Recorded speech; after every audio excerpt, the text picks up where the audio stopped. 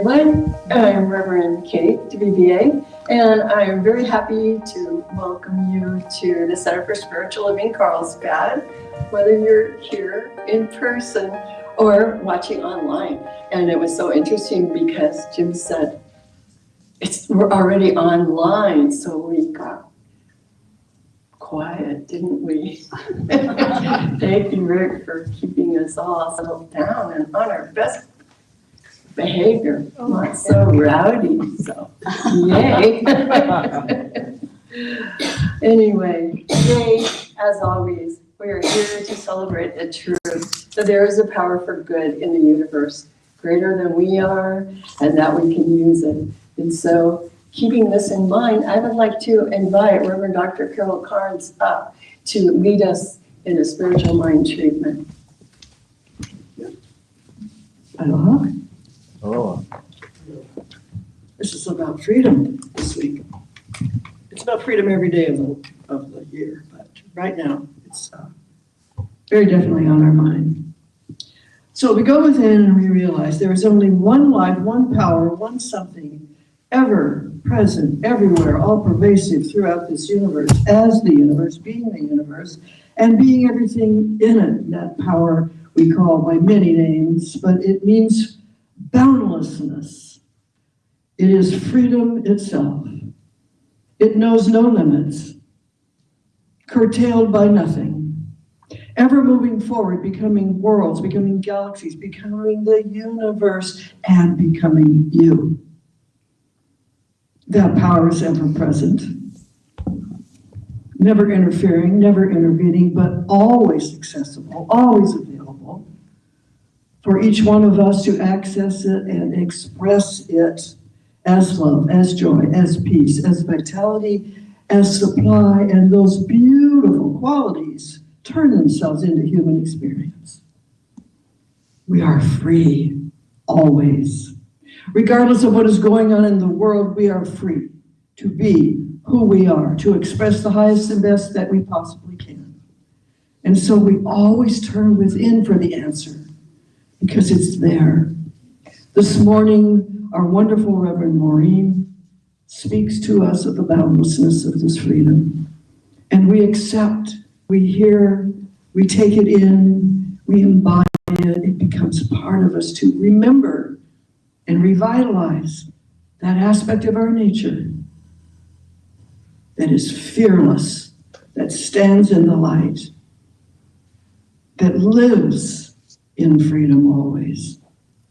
This is a spiritual universe governed by spiritual laws, and we are spiritual beings first, and we bring that through our human experience. And so today, let's allow ourselves to be fully present, ready to receive, happy to be here, and grateful for the freedom that is ours.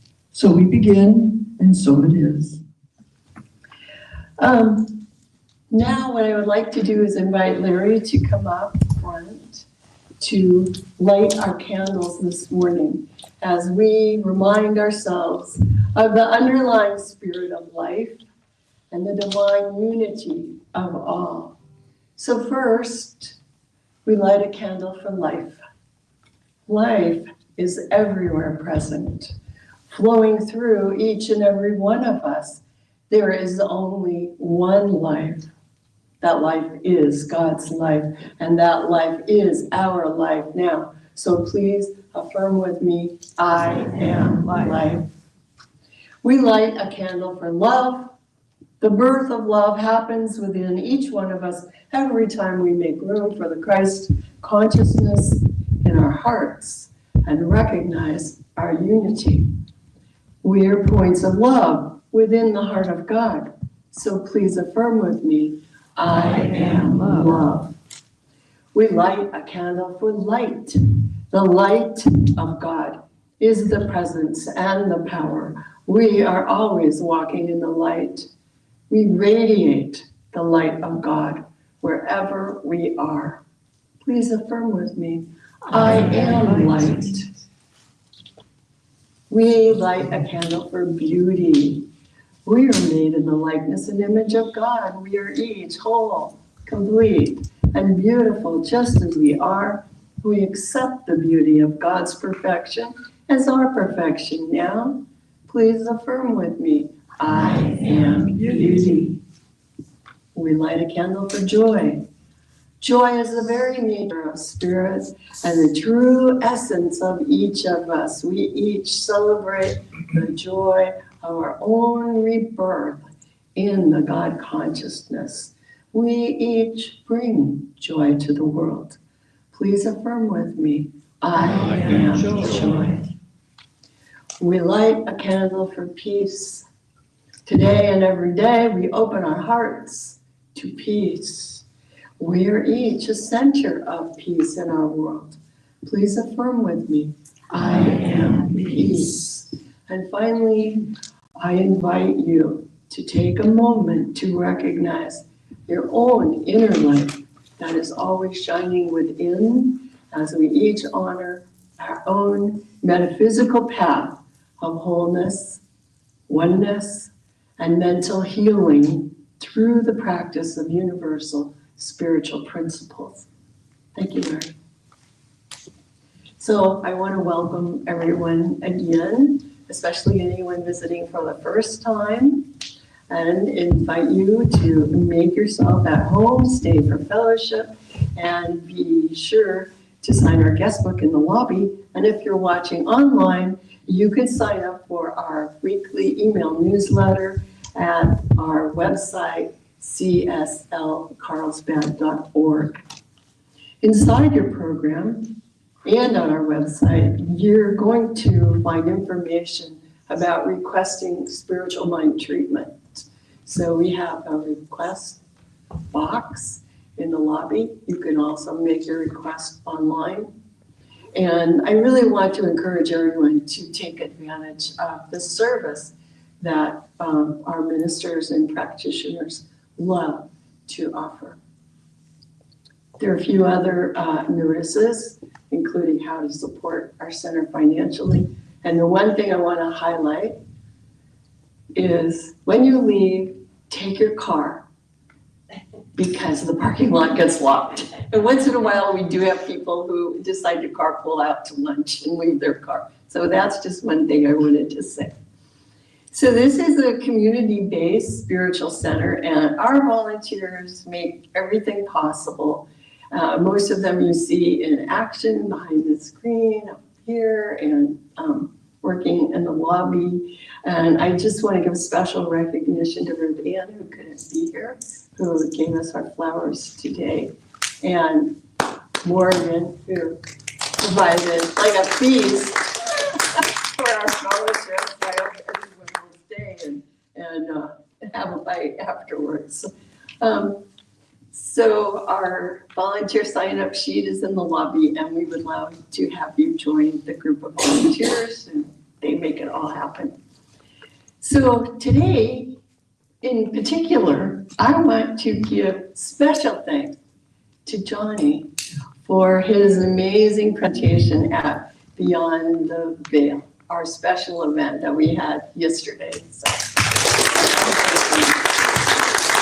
So Daryl and Johnny completely organized this event. It was so great. And Morgan provided the reception afterwards. So I don't even know everyone who was involved, but I know that Odie and Morgan and Ruth Ann and some other people helped pull it all together. And it was really, really nice gathering. And I just want to say that although mediumship is not a topic that we teach here, we do share the belief that life is eternal and infinite, and that we are here to live healthy, happy lives at peace with ourselves and with each other. So I just want to thank Johnny again for sharing his particular gift and his own particular calling for bringing a sense of peace and closure to some of the participants and for helping the rest of us expand our view of the eternality of life. So now if you would look inside your program, and on the left-hand side, find a group reading. And let's read it aloud together. And I just want to say that when we use the word God here, we are not referring to a supernatural being outside ourselves, but to the divine unity of life within us all. So let's read it together. God is all, both visible and invisible. One presence, one mind, one power is all. This one that is all is perfect love and perfect abundance. I am an individualized expression of God. I am ever one with this perfect life, perfect love, and perfect abundance. The reading this morning is from The Spiritual Meaning of Freedom by ErnestHolmes, from a talk given at the Wiltern Theater in Los Angeles on Sunday, July 4th, 1937. Wow. Excuse me. True freedom, true liberty, has something cosmic behind it. If our nature is one, if God is one, and we know that God must be one, for the universe cannot be divided against itself, then we are all tied into an indivisible unity. We shall have to get back to this unity to find the meaning of freedom. Nothing in any part of this cosmic whole could be considered freedom that would destroy the liberty of some other part of it. As Jesus pointed out 2,000 years ago, that would be the kingdom divided against itself. The kingdom of God is one kingdom. True liberty must spring from true unity. If we seek to destroy each other, we only ultimately hurt ourselves. Freedom, then, will come only to such degree as we no longer do anything that hurts anyone. I believe that the true spirit of democracy is a spiritual conception where there is freedom, liberty without license, and a flexibility that makes evolution possible on the foundation of freedom. As we enter into the spirit of the meaning of Independence Day, the day when liberty symbolically was conceived, the day when freedom, objectively, in our country was announced, we should think of it not merely as a political system or a form of government, but we should think of it as a spiritual conception and an idea in the divine mind itself, taking form in human experience. We should learn to love that liberty. And in loving the idea, we should learn to tenderly and prayerfully handle the embodiment of that idea and nourish it always to greater strength. We should really conceive again the great spiritual conception of that rugged man of God who said, that government of the people, by the people, and the people shall not perish from this earth. And so it is.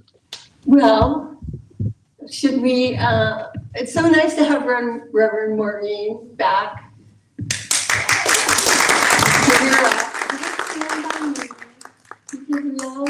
We all want to welcome you by saying together, aloha. Aloha, Reverend Maurene. Thank you all. Well, it's a thrill to be here again. It's a joy to come back. And I just want to say thank you for welcoming me. And today's talk is about freedom and addiction. But freedom is a choice. And like Jim was just reading, it was a conception in the mind of our founding fathers. They conceived of a nation. They conceived of all the details of the Constitution. And today I want to share some of my love of freedom and my love of the Constitution with you.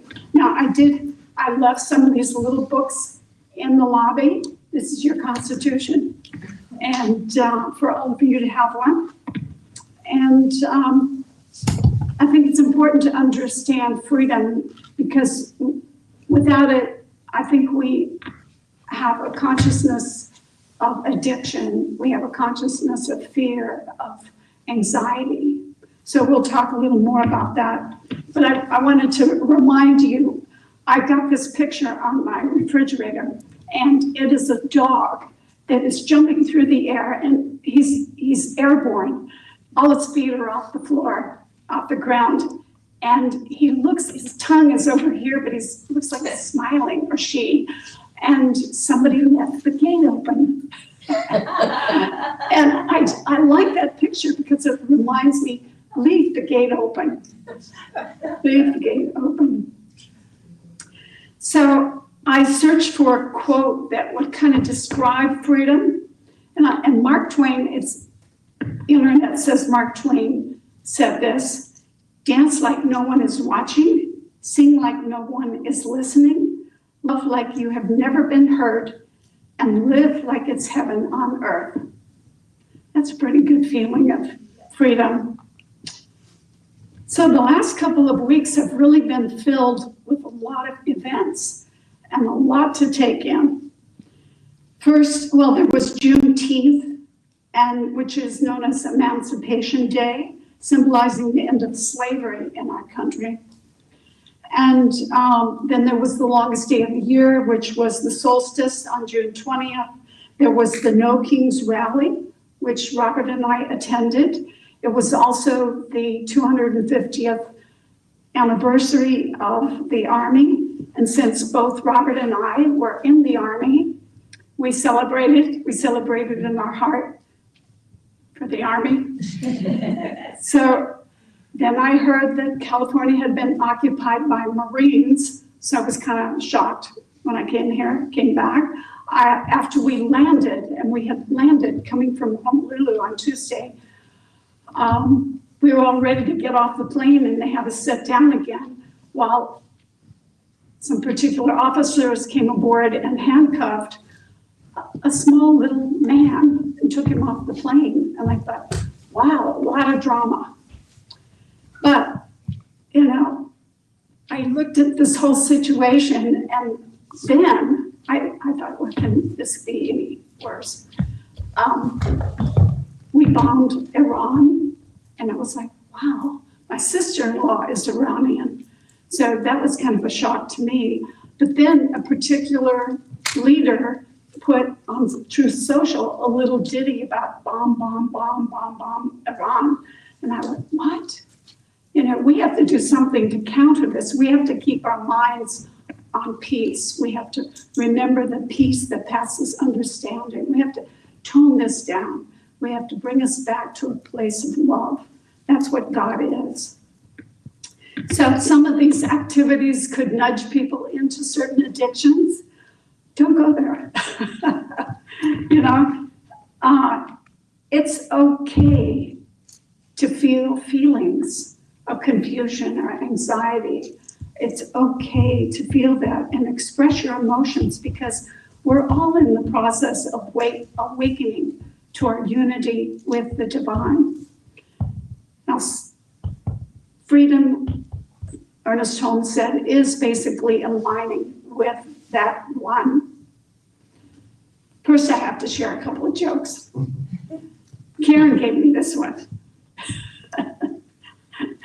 Karen shared with me a study that she found about women who carry a little extra weight live longer than men who mention it.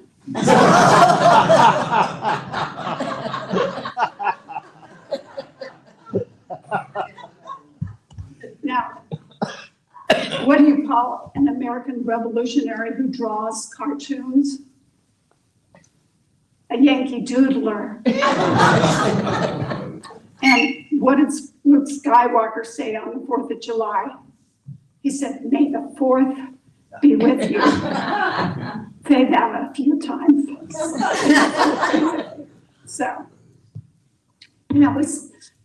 the dictionary says freedom is the power or right to act, speak, or think. And I think as we want without constraint, I think it's important to conceptualize freedom, to bring it about, to manifest it in your life. But first, I wanted to share with you a little history, because before I was a minister, I was a lawyer. And I have a special love for the Constitution And when Robert and I both became attorneys, we swore allegiance basically to the Constitution, as well as when we were in the military. So a little history to just remind you of how we got here. You know, we are an interesting country. But this week is the 4th of July, Independence Day, and it goes back, kind of way back to July 2nd, 1776, when the Congressional Continental Congress voted in favor of independence. Then 2 days later, on the 4th, they all adopted the Declaration of Independence.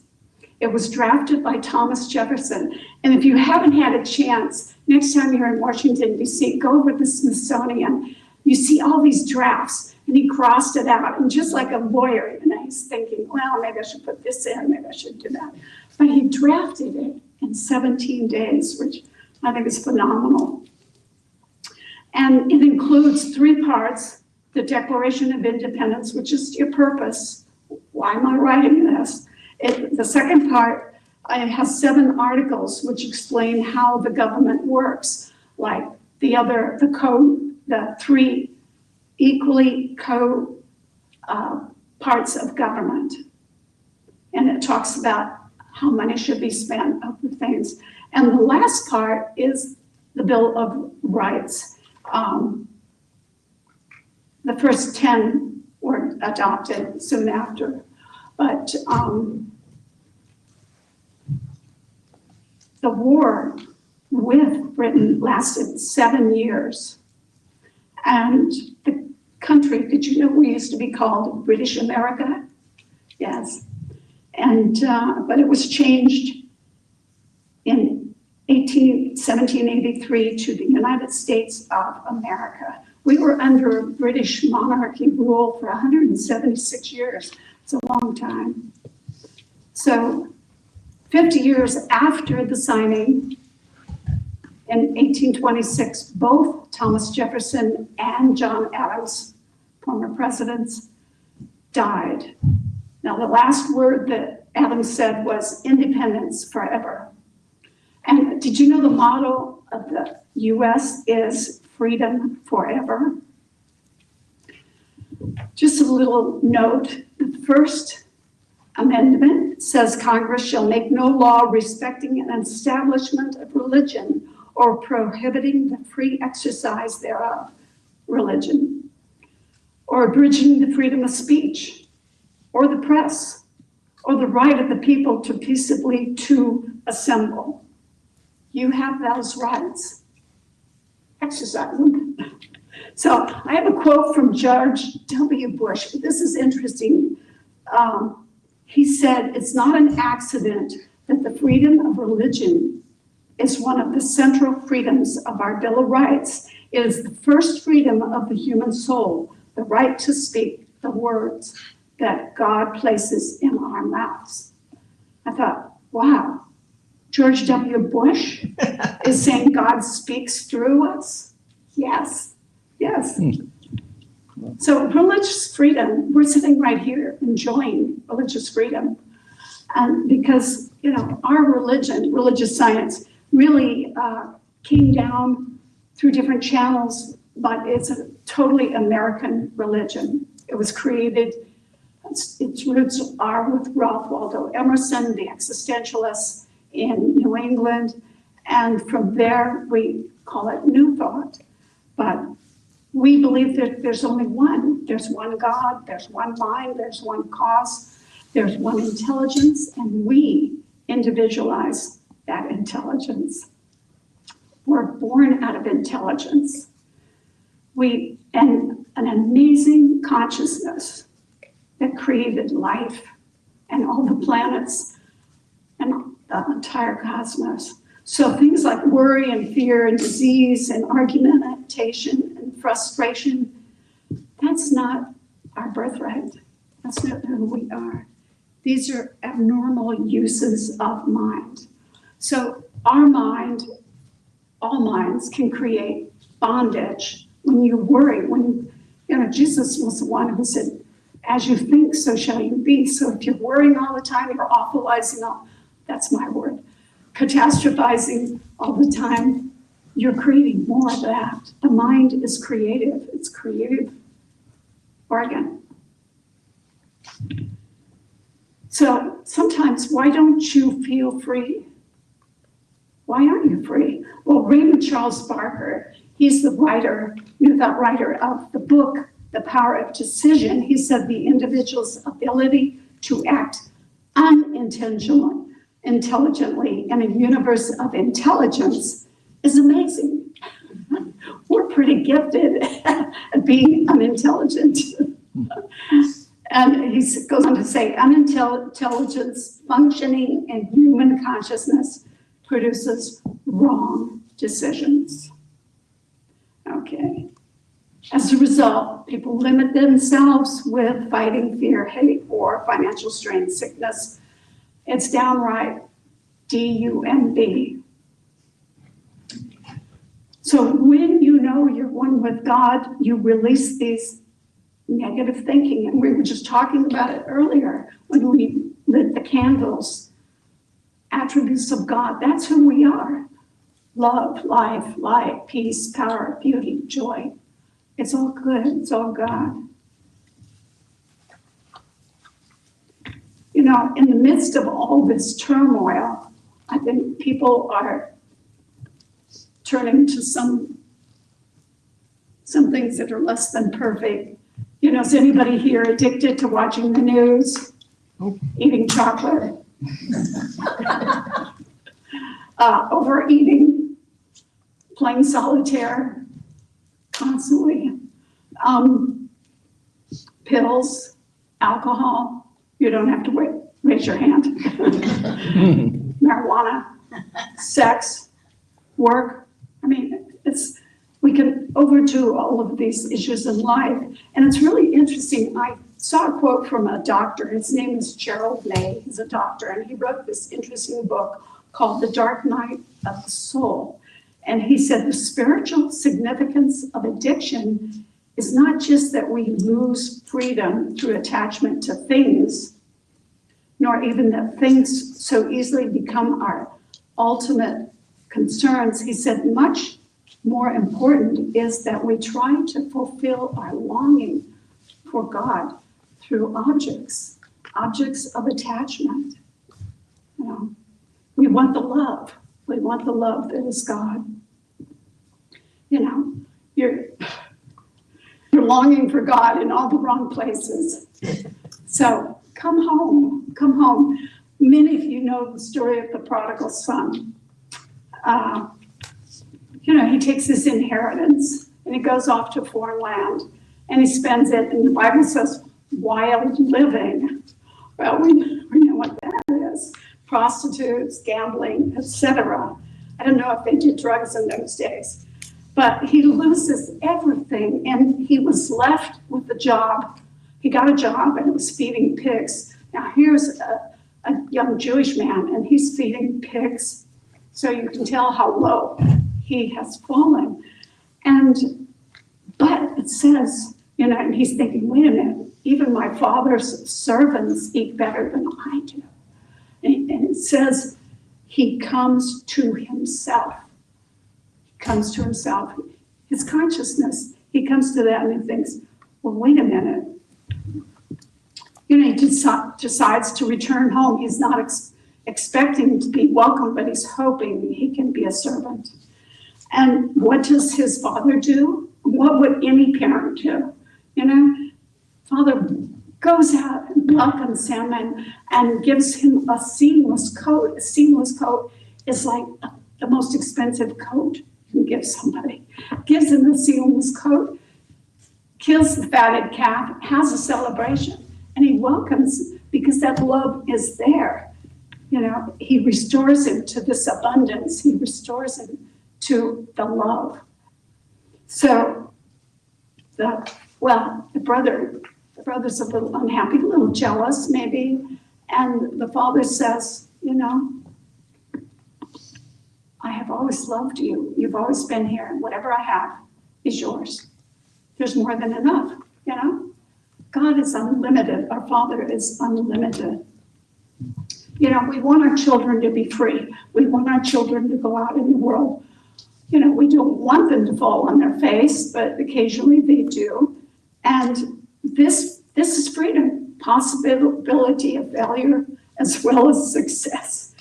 So, how do we return home? There are a couple of things we can do. ErnestHolmes has a little saying here from the Science of Mind textbook. He said, we can sit in the shade or move into the sunshine. Sitting in the shadow, we may not really believe that there is any sunshine, but the sun would be there all the time. All the time we're in bondage, real freedom exists. Change your thinking, change your life. So we know that everything originates in the one, comes from the one source, and returns to it again. And Carol said that this morning. And, you know, God's thought makes worlds. Our thought makes our world and peoples it with people that can help us with experiencing a greater evolution, a greater awakening, a greater opening to spirit. So I have a recipe of things that I do, and I was reminded by Johnny yesterday of another one I'd forgotten about, automatic writing. But my recipe, go out in nature. If you're feeling in bondage, go out in nature. And as Ralph Waldo Emerson said, he said, if you want to know God, know nature. You know, take a walk, smell the roses, smell the air, go to the beach, contemplate the universe in a grain of sand. The second thing, meditate. We meditated this morning. You can meditate. You can do a walking meditation at Labyrinth. You know, many churches have labyrinths. And just go within or just be still. Now, Thich Nhat Hanh, a Buddhist priest, said, when you practice mindful breathing or mindful walking, you become free. Free of the past, free of the future, free of your projects, free of your stuff. He didn't say that, but free of your stuff. And he says you become totally alive and present again. The third thing I say is pray. Even if it's only to say thank you, that's enough. Just center yourself and pray. And the fourth thing, well, in addition to automatic writing, give gratitude. You know, you can't stay in a consciousness of confusion when you're giving gratitude. They're a house divided. The mind will not hold on to it. So hold on to what you're grateful for. Like everything you see, everything you hear, everything you touch, all the people in your life, even if they have a different religion, even if they have a different look, even if, you know, they have a different kind of work, you know, you're all, and they are, God in an amazing disguise. Joel Goldsmith, who was a New Thought writer who used to live in Hawaii, he said, never believe for a moment that freedom is dependent on arms or ammunition. Freedom is dependent on an individual's realization of God. To be free of lack, to be free of discord, to be free of inharmony, abide in the truth of God is the only reality. And I've got this quote. She's an amazing woman, a Catholic author who is a mystic, actually. Her name is Judy Conato, and she wrote a book called Radical Amazement. She says, freedom cannot and does not exist in isolation. The freedom of any part is connected to and influences the whole. The freedom of any whole is connected to and influences its parts. Since human beings are but one part of a greater whole, our notions of freedom must go.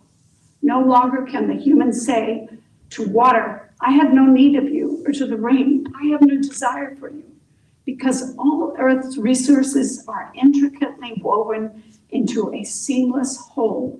The way we value and take care of each part equals the way we value and take care of ourselves. We're all intertwined, we're all connected. So I wanted to mention a little bit, it's a touchy subject, about immigration. You know, unless you're, and I know you are, Indigenous American Indian, or you are Mexican Indian, you came to this country from someplace else. We're all from another place on the globe. And remember, if you ever go to New York again and see the Statue of Liberty, she says, "Give me your tired, your poor, your huddled masses, yearning to breathe free. Send these, the homeless, tempest-tossed to me. I lift my lamp beside the golden door." My mother's favorite passage in the Bible, and she was Catholic, and I put this on her headstone. It's from Matthew 25. And it says, "I was hungry, you gave me something to eat. I was thirsty, you gave me something to drink. I was a stranger and you invited me in. Naked and you clothed me. Sick and you visited me. I was in prison, you came to me." And those around him said, "Well, Lord, when did we do all that?" Paraphrasing. And this king says, "Truly I say to you, to the extent that you did it for me, for one of the least of these brothers or sisters of mine, you did it for me." So whoever you do it for, again, that's God. That's God's creation. That's God in an amazing disguise. So growing up, well, on a farm in Nebraska, we were pretty poor, but my mother was very creative. She made our clothing. We had a neighbor child who my mother clothed and gave her a pair of shoes and got rid of her lice. My mom was like that. She was always giving. She was a kind person. And when I lived in Hawaii years ago, a lot of parents, can't afford to stay home with their children in the evening. They're working 2 or 3 jobs. And children would knock on the door at night, because when my daughter was little, she would invite the kids over, and they'd all knock on the door and say, "Hey, Auntie, what's for dinner?" They'd speak a little pidgin. "What's for dinner?" I said, come in, we'll find something for dinner. And I used to welcome all the kids in, sometimes teach reading in the evening too. There are people everywhere that need our help. 2 weeks ago, Robert and I ate at the Spaghetti Factory, which is right at Aloha Tower, right there in Honolulu. And I had leftover steak and spaghetti, the portions were too big. So we walked to the bus stop, and there was a young man, very young, lying on the ground, kind of lying in the shade. And we sat down at the bus stop, and I turned to him and I said, "Would you like some spaghetti?" And he said, "Yes, ma'am, yes, ma'am." So I gave him my leftovers, and I said, "I'm sorry, I don't have a spoon," but he had bread, so he ate the whole thing, and he thanked me profusely. He was a guy, he seemed just fine, but obviously a little down on his luck, as we say. And, just being able to share is a wonderful thing. That feeling of sharing just brings your heart alive. And I want to say again, freedom equates to love, freedom to give, freedom to create, freedom to bring people into your life to give. This is God in action. So I don't know what the solutions are. I continue doing what I know. I pray for our lawmakers. I pray for the honoring of life and for the yearning of freedom, which beats in everyone's heart. It's in you, it's in me. Do you remember the story of Jacob in the Old Testament?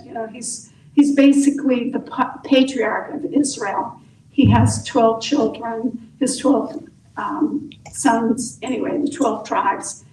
He wrestles with the messenger of God, and at the end of the night, he is injured, but he changes his name from Jacob to Israel. But it's interesting. I read the story and I thought, he's wrestling with a messenger of God. I lay awake at night sometimes and I feel like I'm wrestling with my pillow and my cover and I can't get to sleep.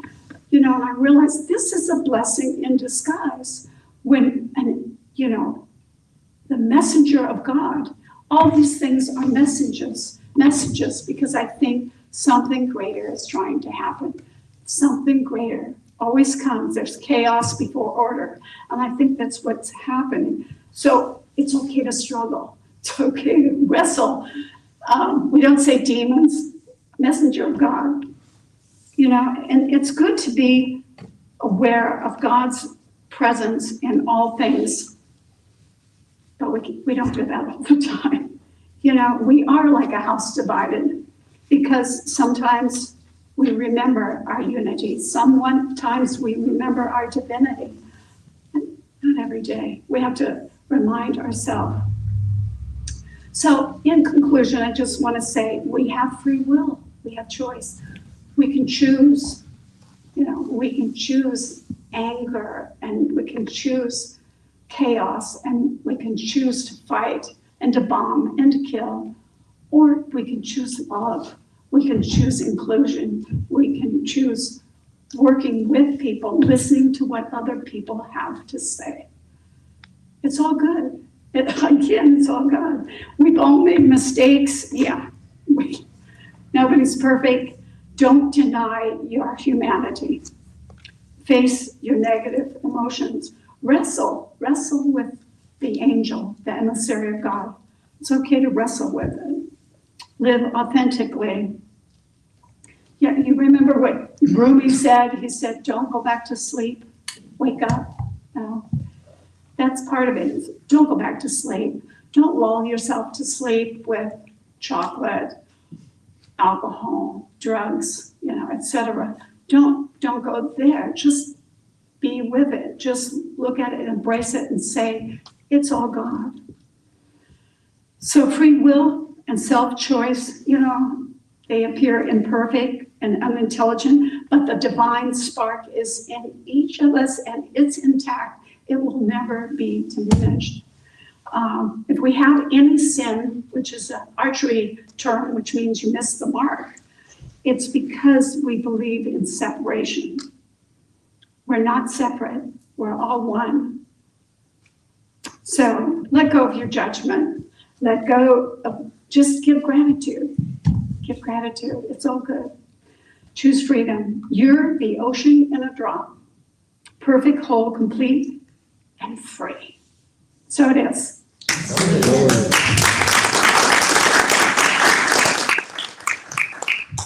Now I have a reading first. It's called My Prayer for My Country. I want to do that right now. And different people are going to give a paragraph. This is My Prayer for My Country by ErnestHolmes. And he says, believing in the divine destiny of the United States of America and in the preservation of liberty, security, and self-expression for all, I offer this, my prayer for my country. Larry. I know that divine intelligence governs the destiny of the United States of America, directing the thought and the activity of all who guide its affairs. I know that success, prosperity, and happiness are the gifts of freedom and the divine heritage of everyone in this country, that they are now operating in the affairs of every individual in this country. I know that divine guidance enlightens the collective mind of the people of this country, causing it to know that economic security may come to all without the loss of either personal freedom or individual self-expression. I know that no one can believe or be led to believe that personal freedom must be surrendered in order to ensure economic security for all. The all-knowing mind contains the answer to every problem which confronts this country. I know that every leader in this country is now directed by this all-knowing mind and has the knowledge of a complete solution to every problem. Each is impelled to act upon this knowledge to the end that abundance, security, and peace shall come to all. Thank you. And I know that this spiritual democracy shall endure, generating to everyone, guaranteeing to everyone in this country personal liberty, happiness, and self-expression. And so it is. Thank you. Well, now's our time for conscious giving. Divine love flowing through me blesses and multiplies all that I have, all that I am, all that I give. I know this is so, and so it is. And I just want to say thank you in advance. Thank you for giving to the church. There are many ways to give. I do it on Venmo, but you can, many forms of giving. If you need help in giving, let us know. Thank you.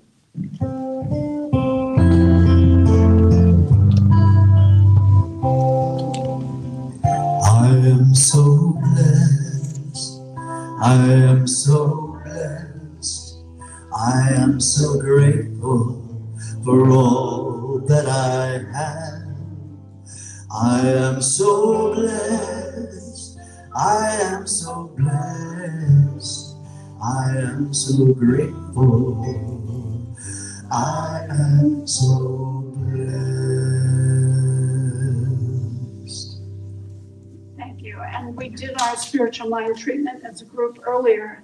So I want to, there was a piece of paper I gave the greeter to give to you, and we're going to do just the chorus, one chorus of Aloha Oe. And I'll have you look at this first. It's Aloha Oe, Aloha Oe, Eke Ona Ona Noho Ikalipo, one fond embrace, Ahoi A E Ao, until we meet again. So let's sing Aloha Oe, and this was written by Queen Liliuokalani. Do you want to stand?